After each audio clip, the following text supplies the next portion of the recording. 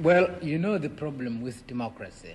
I don't think there is any country in the world which does not call itself democratic. All countries in the world call themselves democratic. It's a matter, first, of definition, I think mainly of definition and of what we regard to be the essentials of democracy. We certainly ourselves regard ourselves as democratic. We understand why countries used to the multi-party system don't believe that a one-party system can be democratic, or are rather suspicious of the one-party system. We can't, frankly, convince them by sheer argument, philosophical argument, that this is possible. Perhaps the best thing is actually to see this thing in practice.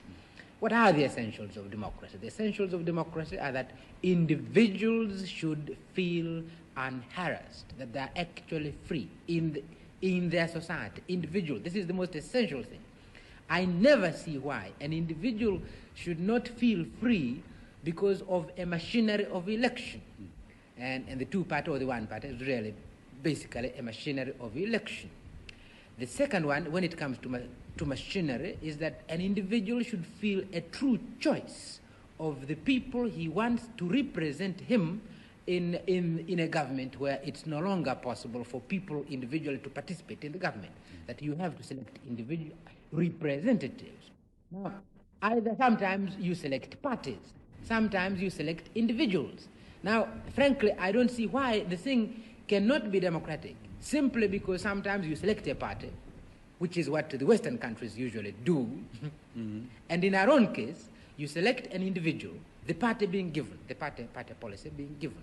So this is the kind of election we went through the other day, and we honestly believe we are independent, and we really ask the old countries at least to be democratic enough, to have a free mind, and to study the new experiments which are taking place in the rest of the world, and this experiment which is taking place in our own country.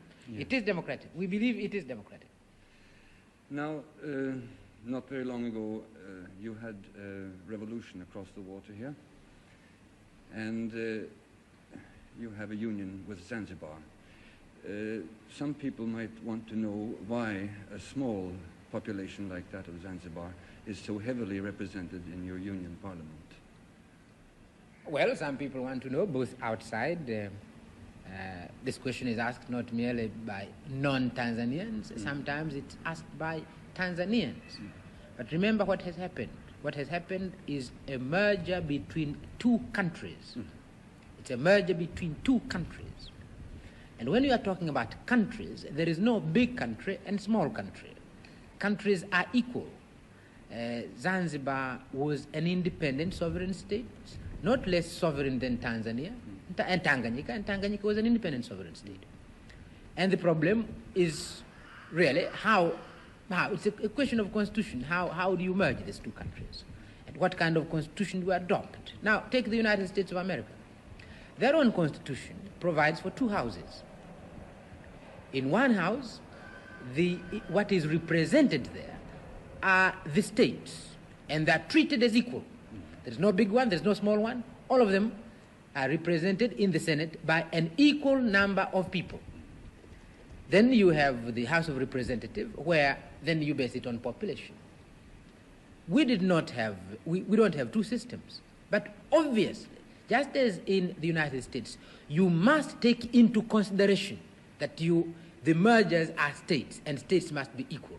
Even in our own case, although we rejected a two-house system, you can't forget that in their stateness, Tanganyika and Zanzibar are equals.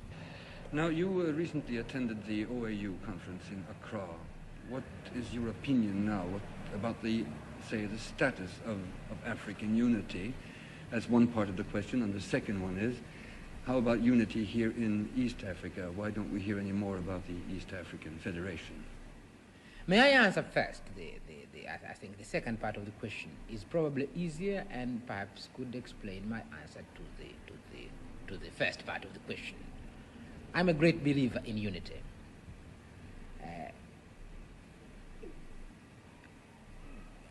I believe in the old adage, unity is strength. I mean, this is truly, it is strength. And the human race would be much stronger if we were united.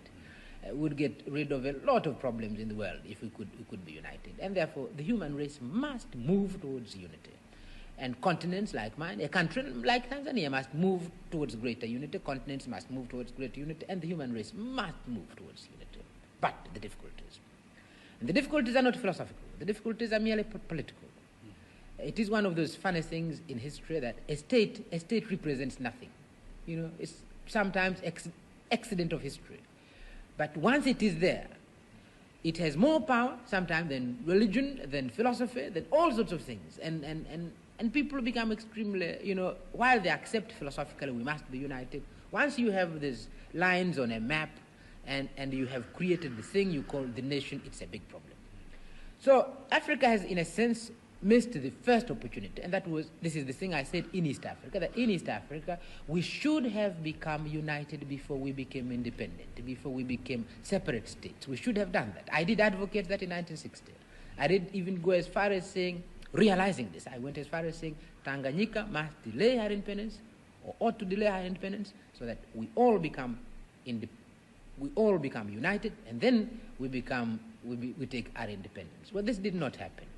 The reasons I understand, but I felt it was a great pity that we did not become united before we became independent. Hence now the difficulties. We now become separately independent, and as a result, since we are sovereign states, it's extremely difficult. And for the time being, quite frankly, we must forget the possibility of a political merger in East Africa. Things like economic cooperation, this we are maintaining with great difficulty, but I think we'll maintain. Now, this is true of Africa.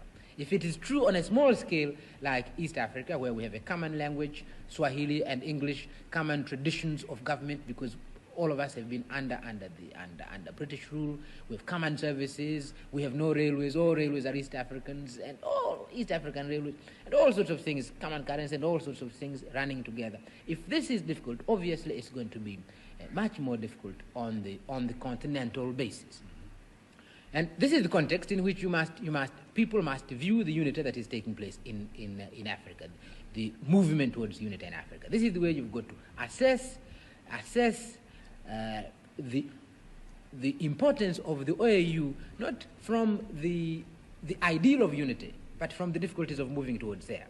And if you do accept this, then the organization of African unity is extremely significant, because here you are. I mean, it's the one continent where you find this. Young, feeling very much about their sovereignty, but still we meet, and we give and take. And there we are. So I'm very hopeful myself. I'm realistic enough to feel that our road to unity is going to be long, patient. But I am again feeling that given these difficulties, the OAU is a small miracle.